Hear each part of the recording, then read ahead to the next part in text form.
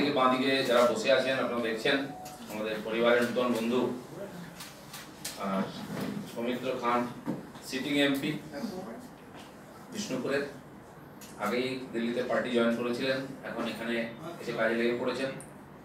আমার ডান দিকে শ্রী খগেন মুর্মু, হবিপুরের এমএলএ, 4 বারের, সিপিএম থেকে জিতেছেন 3 বারের, আর তিনিও জয়েন করেছেন।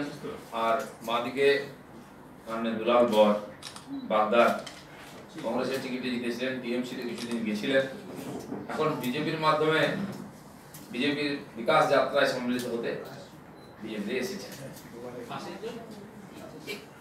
পাশের জন আপনার সঙ্গে ভালোই বন্ধুত্ব, আমি কিছু বলবো না, প্রত্যেকদিন আমার সাথে দেখা হয়, সবাই চেনেন। তো মূলত এনাদের পরিচয় করানো এবং আরো কিছু নতুন যোগদান আজকে আছে সেটা আপনাদের সঙ্গে রাখার জন্য আমি এসেছি। তার আগে কয়েকটি কথা জানিয়ে দিই, সেটা হচ্ছে যে মাননীয় মুখ্যমন্ত্রী বেশ কিছুদিন ধরে আর মিথ্যা ভাষণ দিয়ে দেখাবার চেষ্টা করেছেন যা পশ্চিমবাংলায় হয়েছে তাতে কেন্দ্রের কোনো যোগদান নেই, কেবল উনি নিজের গ্যান্টের পয়সায় করছেন। তো সেজন্য কয়েকটি তথ্য আজকে আপনাদের জানাচ্ছি, পরবর্তীকালে জানাবো। 100 দিনের যে কাজ নারেগা বলা হয়, তাতে 22,500 কোটি টাকা দেওয়া হয়েছিল আগে 3.5 বছর ধরে। এই বছরের ডিসেম্বর মাস পর্যন্ত তহবিল বরাদ্দ হয়েছে 4,711 কোটি টাকা থেকে বাড়িয়ে 6,417 কোটি টাকা, 36% বৃদ্ধি হয়েছে 100 দিনের কাজের বরাদ্দ। দিদিমণি বলছে আমাকে টাকা দেওয়া হচ্ছে না। বাড়ি বানাবার জন্য আবাস যোজনা, প্রধানমন্ত্রী আবাস যোজনায় 12,200 কোটি টাকা বরাদ্দ হয়েছে এবং প্রধানমন্ত্রী উজ্জ্বলা যোজনার যে প্রকল্প তাতে 79,30,000 গ্যাস সংযোগ পশ্চিমবাংলায় হয়েছে এবং উজ্জ্বলা যোজনার জন্য যে বিদ্যুৎ কানেকশন হয়েছে এবং তাতে যে এলইডি বাল্ব, টিউব এবং ফ্যান বিতরণ করা হয়েছে তাতে প্রায় 651 কোটি টাকা সরকারের বিদ্যুৎ খরচা, সাধারণ মানুষের বিদ্যুৎ খরচা বেঁচেছে। আগে বাল্ব ছিল, তারপরে টিউব, এখন ফ্যানও বিতরণ করা হচ্ছে এলইডি দ্বারা চালিত, ফলে মানুষের সাশ্রয় হচ্ছে বিদ্যুৎ, তাতে 650 কোটি টাকা সাশ্রয় হয়েছে। প্রধানমন্ত্রী গ্রাম সড়ক যোজনায় 3,812 কোটি টাকা পশ্চিমবঙ্গে দেওয়া হয়েছে। শৌচালয় নির্মাণের জন্য স্বচ্ছ ভারত অভিযানের মাধ্যমে দিদিমণি সেটাকে নির্মল বাংলা করেছেন। 500 কোটি টাকা কেন্দ্র সরকার দিয়েছে। 61,31,280টি শৌচালয় পশ্চিমবাংলায় তৈরি হয়েছে। 22টি বৈদ্যুতিক চুল্লির জন্য national mission for clean Ganga অন্তর্গত 30 কোটি টাকা আর দেওয়া হয়েছে এবং দক্ষিণেশ্বরে যে স্কাইওয়াক তৈরি হয়েছে, মমতা ব্যানার্জি বারবার বলেছেন, আমাদের নগর উন্নয়ন মন্ত্রী বলেছেন যে আমরা করে দিয়েছি, তাতেও 30 কোটি টাকা কেন্দ্র সরকার দিয়েছে। 5টি মেডিকেল কলেজ পশ্চিমবাংলায় হচ্ছে, সেটাও মমতা ব্যানার্জি নিজের বলে দেখিয়েছেন, তার জন্য 567 কোটি টাকা এখন পর্যন্ত কেন্দ্র সরকার দিয়েছে। কিন্তু এর জন্য কেবল 96.36 কোটি টাকা শংসাপত্র বা খরচা হয়েছে, বাকি টাকা ফেলে রেখে সুদ খাওয়া হচ্ছে। বীরভূম, কুচবিহার, ডায়মন্ড হারবার, পুরুলিয়া এবং রায়গঞ্জে এই মেডিকেল কলেজগুলো হবে।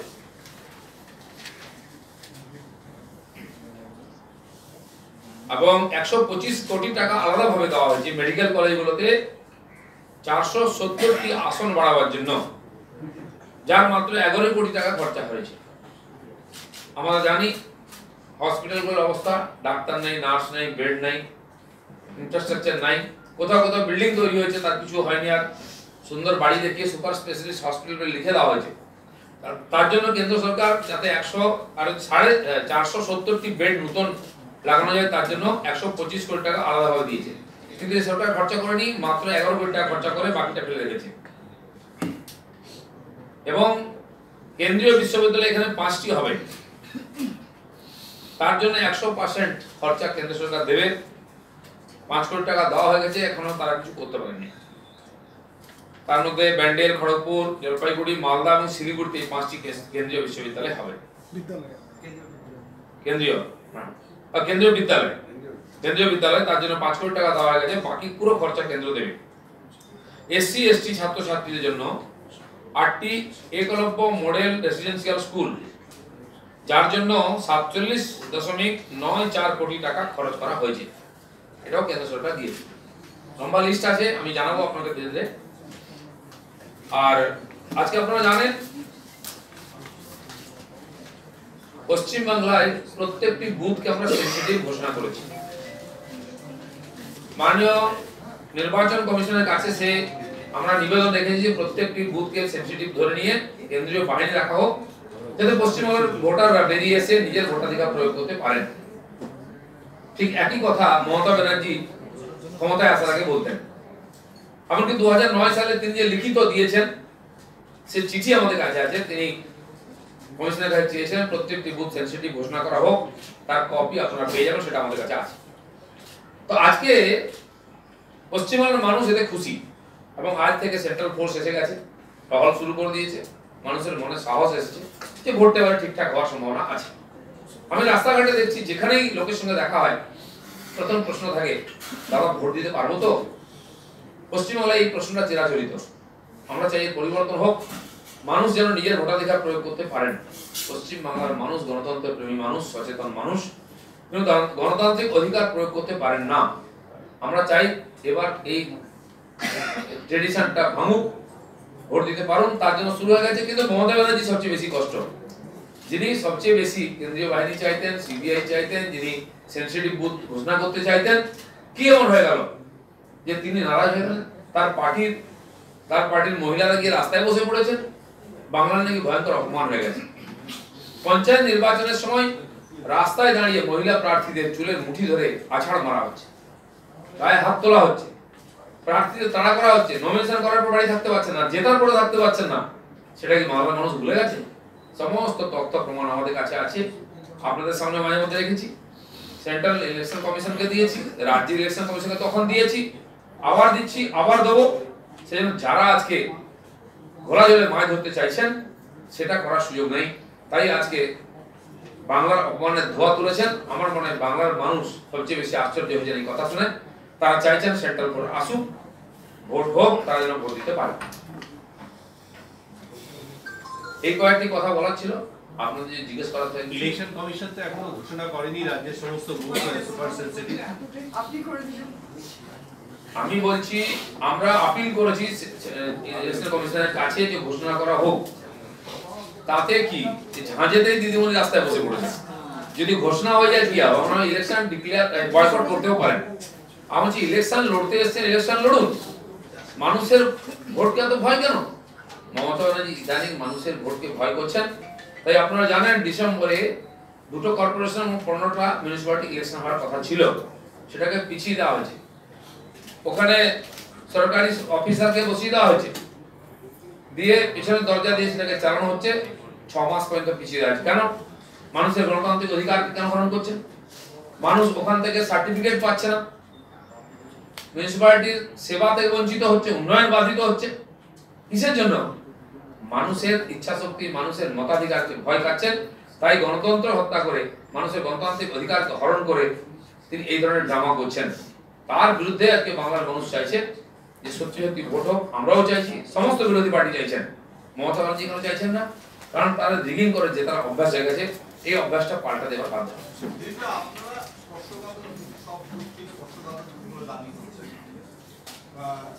তৃণমূলের তরফ থেকে সেই দাবি অস্বীকার করা হচ্ছে বা মানতে চাইছেন না বলছেন। বিজেপি ক্ষমতায় আছে, দেশের মধ্যে এমন একটা রাজ্য যে রাজ্য বিজেপি দাবি করেছে এই ধরনের পক্ষপাতক শব্দ, এরকম কোনো দাবি করতে পারে?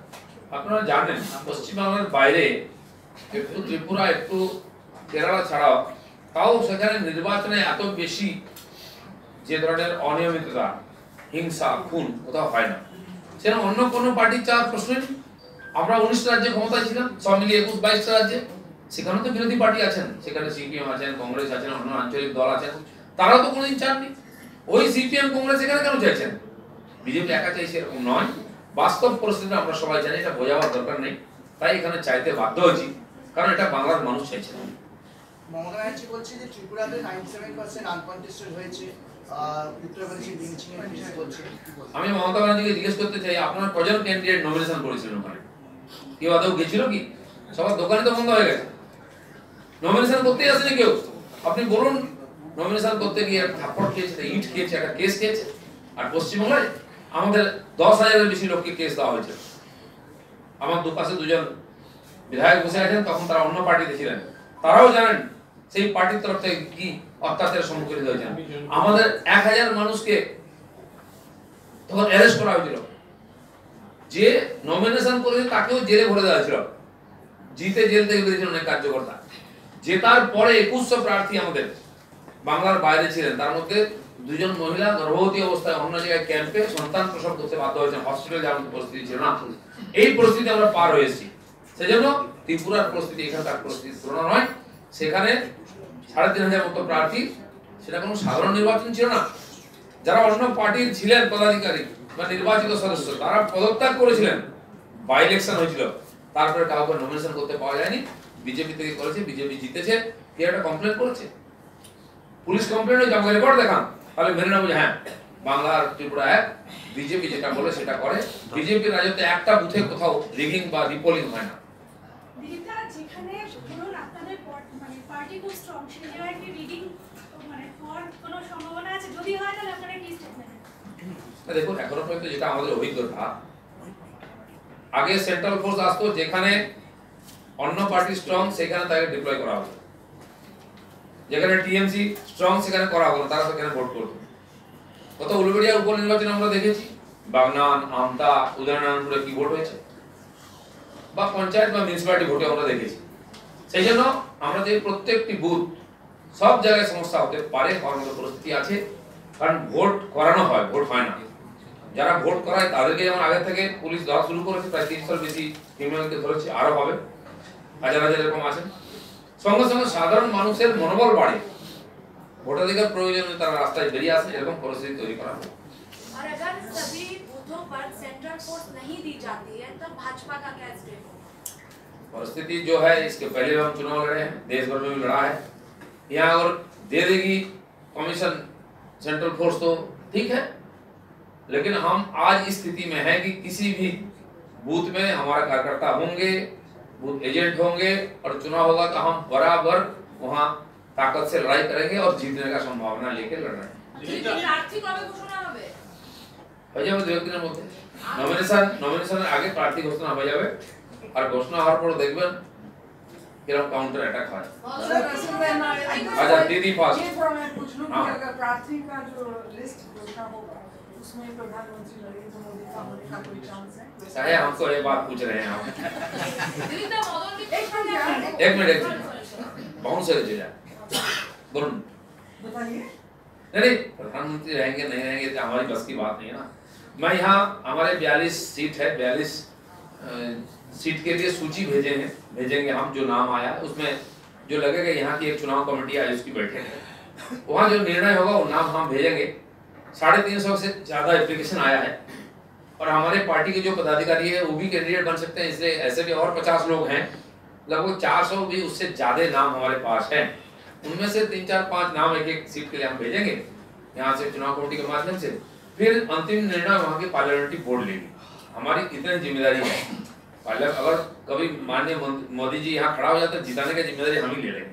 দাদা, রোজ নতুন প্রার্থী অন্য দল থেকে বিজেপিতে আসছে, তাহলে যারা এতদিন বিজেপিতে মাঠে ময়দানে লড়াই করলো তারা কি বঞ্চিত হচ্ছে? তারা লড়েছে। 38,000 প্রার্থী পঞ্চায়েতে আমরা দিয়েছি, তারা তো টিএমসি লোক ছিল না। বিধানসভায় 291টা প্রার্থী দিয়েছিলাম আমরা, তারা আমাদের পার্টির লোকই ছিল। পার্লামেন্টও আমাদের পার্টির লোকই লড়বে, কিন্তু প্রত্যেক নির্বাচনের একটা স্তর আছে, স্ট্যাচার আছে, সেই স্তরের ব্যক্তি আমরা যাকে পাবো, যা জেতার সম্ভাবনা হবে, সে জিতবে, সে পার্লামেন্টে যাবে, আর মোদিজির হাত শক্ত। আচ্ছা, একটা কথা জিজ্ঞেস করি, আমরা কালকে দেখলাম অর্জুন সিং জয়েন করেছেন, এই বিধায়করাও জয়েন করছেন, এনাদেরও তো একটা নিজেদের ওয়ার্কার বেস আছে। এইরকম রিসেন্ট ডেজে সৌমিত্র খান জয়েন করলেন, অনুপম হাজরা, কত লোক আপনাদের ওয়ার্কার লেভেলে ওনাদের সঙ্গে এসেছে?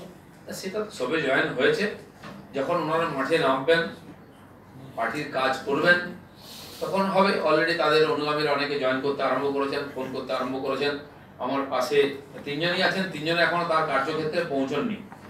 আর আপনারা জানেন কেন পৌঁছেননি, তারা সিকিউরিটিও পেয়েছেন বা সিকিউরিটি দেওয়ার কথা হচ্ছে, কারণ পশ্চিমবাংলায় বিরোধী রাজনীতি করাটা খুব রিস্কি। সে যখন ওনারা যাবেন, নামবেন এবং ওখানে জয়েনিং হবে, অবশ্যই তখন আপনারা জেনে যাবেন তার পিছনে কত লোক আছে। দাদা একটা প্রশ্ন, সেটা হচ্ছে যে তৃণমূল থেকে মানে যাদের ত্যাগ করানো হচ্ছে বা যাই হোক, তারা দলে জয়েন করছেন, তাহলে কি বিজেপির ভাড়ারে সেরকম স্ট্রং ক্যান্ডিডেট নেই? না, এটা ঠিক যে পার্লামেন্টে জিতে চলে যাওয়ার মতো যথেষ্ট ক্যান্ডিডেট আমাদের কাছে নাই, সেই জন্য আমরা নিচ্ছি। আর যারা আমাদের পার্টির তলায় এসে ঝান্ডার তলায় কাজ করতে চান, বহু বছরের অভিজ্ঞ রাজনীতিবিদ, তারা যদি চান মানে মোদীজির উন্নয়নের যে রাজনীতি তাতে অংশগ্রহণ করতে, বাংলার পরিবর্তন করতে, তার জন্য আমরা দরজা বড় করে রেখেছি, তার জন্য স্বাগতম। এবং সেই আশা শুরু হয়ে গেছে, 2 থেকে 4 এমপি হয়ে গেছে, 3 থেকে 6 এমএলএ হয়ে গেছে, এটা মাল্টিপ্লাই হতে থাকবে, আপনি দেখুন, গুনতে থাকুন। দাদা মিমি এবং নুসরাতকে মাঠে নামিয়ে একটা নতুন চমক দিয়েছে, এরকম চমক বিজেপির তরফ থেকে রয়েছে আগামী দিনে? চমকটা আমার মনে হয় আমাদের জন্য নয়, টিএমসি লোকেরা চমকে গেছে। কোথায় সুগত বসু, কোথায় মিমি, কোথায় ইদ্রিস আলী, কোথায় নুসরত জাহান। আমি বলছি দেখুন, খুব চিন্তার বিষয় আছে, ভগবানের ইচ্ছায় না হোক, যদি জিতেই জানেন এরা গিয়ে পার্লামেন্টে বাংলার প্রতিনিধিত্ব করবেন, কে জানে, কি জানেন, কি অভিজ্ঞতা আছে সমাজ সম্বন্ধে, কি দিয়েছেন ওনারা? মমতা ব্যানার্জির আত্মবিশ্বাস এত নষ্ট হয়ে গেছে, তার নিজের পুরনো যারা সাথী সৈনিক তাদেরকে বিশ্বাস করতে পারছেন না, তার সঙ্গে কাজ তুলনা। এটাই হচ্ছে আজকে টিএমসির বর্তমান অবস্থা, যেখানে ওনারা পঞ্চায়েত ভাঙার চেষ্টা করছেন, আমরা পার্লামেন্ট মেম্বার ভাঙিয়ে নিয়ে আসি, যেখানে আমরা জেলা পরিষদ ভাঙার চেষ্টা করছি, আমরা এমএলএ ভাঙিয়ে নিয়ে আসি। এটাই হচ্ছে পার্থক্য দুটোর মধ্যে। মদন মিত্রর সঙ্গে আপনার বৈঠক হয়েছে শোনা যাচ্ছে? মদন দার সঙ্গে আমার কোনো কথা হয়নি, সামনাসামনি দেখা হয়নি, এই জন্য হয়নি যে উনি বিধানসভায় নাই, নাহলে দেখা হতো। উনি কি জয়েন করবেন? আমি বলতে পারবো না, বাংলাদেশ রোডে যদি করেন আমি নাম বলবো না। উনি বলেছে যে উনি আপনার সঙ্গে দেখা করে জয়েন করতে চেয়েছেন। না না, এটা উনি বলেছেন কি? না, উনি আমিও বলছি না, অতএব কথা ঠিক না। आपने मिमी और नुसरत के बारे में बहुत कुछ कहा अभी कि तृणमूल का ऐसा हालत है, इनको ले आना पड़ रहा है। इन दोनों लेडीज को लेके, कैंडिडेट्स को लेके सोशल मीडिया में बहुत चर्चा हो रहा है, इसके बारे में आप क्या कहेगा? And lot of it is very sexist, देखिए दीदी, negative. चर्चा उनके बारे में होगा ना कि आपके मेरे बारे में होगा। जो जिस कैटेगरी के है, जिस कैरेक्टर के है, चर्चा उसके बारे में होता है। आपके मेरे बारे में ऐसे चर्चा कभी नहीं होगा, क्योंकि आप जिस जहां से आप ला रहे हैं, कहां से कहां पहुंचा रहे हैं, सोचना चाहिए ना। बंगाल इतना भिखारी हो गया क्या? मैं अभी बारासात गया था जमानत लेके 6 केस का, तो वहां के 48 लॉयर और 68 लॉ क्लार्क बीजेपी का झंडा लेके ज्वाइन किया और मूव करके। मैंने वहां भी पूछा था, आप जैसा होनहार लॉयर है, आपको ले लेते दीदी, कम से कम चाहता था हम दे देते उससे अच्छा कैंडिडेट। इतनी बुरी हालत टीएमसी की है और वो बीजेपी से टक्कर लेने जा रहे हैं। ये चिंता की बात है, बंगाल के लोगों के लिए सोचने की बात है। मैं तो बोल रहा हूँ, बंगाल को बीजेपी बदनाम नहीं किया है, आपने बहुत बड़ी बदनाम की है दीदी, कि ये अगर बंगाल की प्रतिनिधि हो तो कहाँ है हमारे इंद्रजीत गुप्ता, कहाँ है सोमनाथ बाबू, सुजन चक्रवर्ती भी एक बार वहां से जादवपुर से गए थे, वहां सुगतो बसु इंटरनेशनल फेमस प्रोफेसर है, उनकी जगह में नाम नहीं लेना ठीक है। আমরা বলছি যে তৃণমূল ওনাদের তৃণমূলকে ভাঙিয়ে নিয়েছে, আমরা ভাঙিয়ে এনেছি না, আপনি আমরা আসবার সাংবাদিক যান, আপনি সাংবাদিক না, আমি সাংবাদিক। এই কথা তো উঠেছিল, ওনারা একজন অভিনেতা, কিন্তু উনি তো ভালো করে কাজ শুনুন, আমাদের পার্টিতে অভিনেত্রী আছে, হ্যাঁ সাংবাদিক হিসাবে আমি জিজ্ঞেস করছি। বলছি, আমাদের পার্টিতেও অভিনেত্রী আছেন, রূপা গাঙ্গুলি আছেন, এখন হয়তো উনি ফিল্ম ছেড়ে দিয়েছেন, কিন্তু রূপা গাঙ্গুলির যে ক্যারিয়ার যত বছরের, তার বয়সও হয়নি অভিনেত্রীদের। তিনি অনেক পুরস্কার পেয়েছেন এবং সত্যিকার গুণী, উনি রাষ্ট্রপতি পুরস্কার পেয়েছেন রবীন্দ্রসঙ্গীতে অভিনয়, শেষ পর্যন্ত ওনার নামে ফিল্ম রিলিজ হতো। এরকম আর্টিস্ট আমরা নিয়ে এসেছি, তাকে রাজ্যসভায় সম্মানের সঙ্গে পাঠিয়েছি। আনুন, আপনি প্রত্যেকের রাজনীতি করার অধিকার আছে, জিতে আসুন সে, কিন্তু আপনি কাকে প্রতিনিধি করছেন? এটা কি বাংলার মুখ না টিএমসির মুখ? এটা একটা বিচার করা দরকার আছে। না দিদি, একটা কমেন্ট নিয়ে আমি একটু প্রশ্ন করছি। আপনি বললেন না যে যার ক্যারেক্টার যেরকম সেরকম আলোচনা হবে, তো এই যে অশ্লীল আলোচনাগুলো হচ্ছে, আপনি কি মনে করেন যে সেই আলোচনাগুলো মিমি বা আরেকজন যে দাঁড়িয়েছেন নুসরাত, তাদের ক্যারেক্টার খারাপ বলেই কি এই ধরনের আলোচনাগুলো আপনি সাপোর্ট করছেন বিষয়টাকে? আমি এই বিষয়ে কোনো আলোচনা করতেই চাই না, আমাদের রুচিতে বাড়ে। যারা ক্যান্ডিডেট করেছে তারা জেনেই করেছে। আমাদের যারা ফিল্ম স্টার আছেন, গত ইলেকশনে রকেট রূপা দাঁড়িয়েছেন, তাদের নিয়ে এরকম কথাবার্তা হয়েছে, আমরাও সেই ফটো দেখেছি। আপনি ঢিল মারবেন, এত দূর খান না, হজম শক্তি বাড়বে। একতরফা কিছু চলে না, দুনিয়া সব হিসাব মিজিয়ে দেয়। রাজনীতি করতে এসেছেন, তার যদি কন্ট্রিবিউশন থাকে মানুষ তাকে স্বীকার করবে। কি কন্ট্রিবিউশন সেটা বলুন না। সে তো আপনাদের পার্টি তো হেমা মালিনী একজন ফিল্ম স্টার, তিনি অভিনয় করছেন। আমি তো বলছি তার যে সমাজকে দেওয়া, তার যে ফিল্ম ক্যারিয়ার, আর এদের যা বয়স, এদের যে ক্যারিয়ার, তার সঙ্গে তুলনা হয় কি? কিন্তু ভারতবর্ষের আইনে আছে দাদা 25 বছর হলে দাঁড়াতে পারে। আমি 25 বছর হয়নি এরকম ক্যান্ডিডেট আছে। আর আমি বলছি এটা মমতা ব্যানার্জি বলেছে, আপনি শুনেছেন না প্রেসে? হ্যাঁ, না না, উনি বলেছেন ভোট পর্যন্ত হয়ে যাবে। আমি জানি না 3 ঘন্টা হিসাব করে কি ক্যান্ডিডেট হয় নাকি? না, নাবালককে আপনি ক্যান্ডিডেট করছেন, আপনি সাবালক লোক পেলেন না পার্টিতে? কিন্তু শিল্পী সত্তায় তো এটা থাকে না না, আমি বলছি যাদের নিয়ে যার আলোচনা, সম্বন্ধে কথা হয়েছে তিনি শিল্পী কি? না, চোখে জল দেখে ক্যান্ডিডেট হয়েছে। যাদের নিয়ে আলোচনা তাদের 25 বছরও হয়েছে তো। হ্যাঁ, যাদের নিয়ে আলোচনা তাদের 25 বছরও হয়েছে, তারা ভারতবর্ষের নাগরিক এবং তারা ভোটে দাঁড়ানোর জন্য আমি না বলেছি কি? স্বীকৃত সমস্ত অধিকারগুলো তাদের রয়েছে। আমি প্রশ্ন তারপরে করেছি। তাদের চরিত্র নিয়ে প্রশ্ন করা কি গণতন্ত্রের শোভনীয়? চরিত্র খারাপ একবারও বলিনি আমরা। ক্যারেক্টার মানে কি? ফিল্মি ক্যারেক্টার। ফিল্মের ক্যারেক্টারটা বিভিন্ন তাই ধরনের যিনি যে লাইনের লোক তার সম্বন্ধে সেই আলোচনা হবে। যে গান গায় তার সম্বন্ধে গান নিয়ে আলোচনা হবে, যে নাচে তার সঙ্গে আলোচনা। আমি নাচি কি না লোকে প্রশ্ন করবে কি? আমাকে দেখলে কেউ প্রশ্ন করবে না। না, ওরা যেহেতু রাজ্যের অভিনেত্রী, তাদেরকে নিয়ে কি ধরনের আলোচনা কি স্বাভাবিক? যারা করছে জিজ্ঞেস করুন, আমরা ওই জন্য আলোচনা করি না। আমরা রাজনৈতিক লড়াই লড়তে চাই, রাজনীতি হারাতে চাই। আর পশ্চিমবাংলার মানুষ এবার রাজনীতিক ব্যক্তি চাইছেন যারা পার্লামেন্টে গিয়ে বক্তব্য রাখবেন বাংলার কথা। তারা কলসি নিয়ে ঝুড়ি নিয়ে বাইরে নাচবেন না কমপক্ষে, যে দৃশ্য আমরা 5 বছর দেখেছি। আর সেই জন্য মানুষ এবারে পরিবর্তন করতে প্রস্তুত, তার সুযোগ আমরা দেবো। এই তো আজকে থেকে বিক্ষোভ শুরু হয়েছে রানী রাসমণিতে 2 দিন ধরে। এটা নিয়ে কিছু বলবেন বিক্ষোভটা নিয়ে? কে বিক্ষোভ করছে? তৃণমূল বিক্ষোভ করছে আজকে থেকে। অবস্থান করেছে তো? হ্যাঁ, বিক্ষোভ। বিক্ষোভ নেই, অবস্থান। কিসের জন্য? যাতে সেন্ট্রাল ফোর্স না আসে। দিদিমণি কেন বসেছেন গিয়ে অফিসের বাড়িতে? যাতে সিবিআই না আসে। এটা কি বাংলাদেশ হয়ে গেছে, পাকিস্তান হয়ে গেছে নাকি? যিনি সিবিআই বলতেন তিনি সিবিআই বিরুদ্ধে, যিনি সেন্ট্রাল ফোর্স চাইতেন তার বিরুদ্ধে। কিসের জন্য? ভয় পেয়েছেন, হারের ভয়। যেন নির্বাচনটা মাঠে হয়, অবস্থান দিয়ে হয় না, মানুষের কাছে গিয়ে তার উত্তর দিতে হবে। উত্তর দিতে ভয় পাচ্ছেন, তাই সব ড্রামা করছেন। আমি যে ড্রামা বন্ধ করে নির্বাচন লড়ুন, আমরা প্রস্তুত আছি। চলুন, ধন্যবাদ।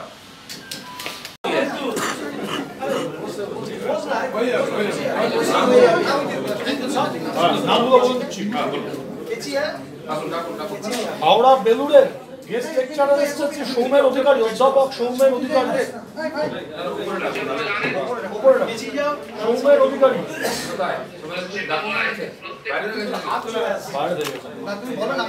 শেখ রফিক সরকার,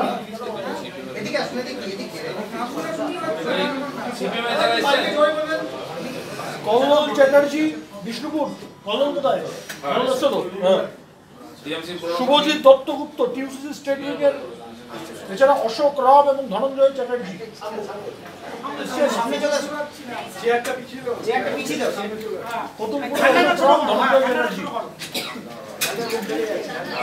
কল্লোল হয়ে গেল। বিষ্ণুপুরের भारत माता की, भारत माता की। वंदे वंदे मातरम, वंदे मातरम, वंदे मातरम। बाकी सब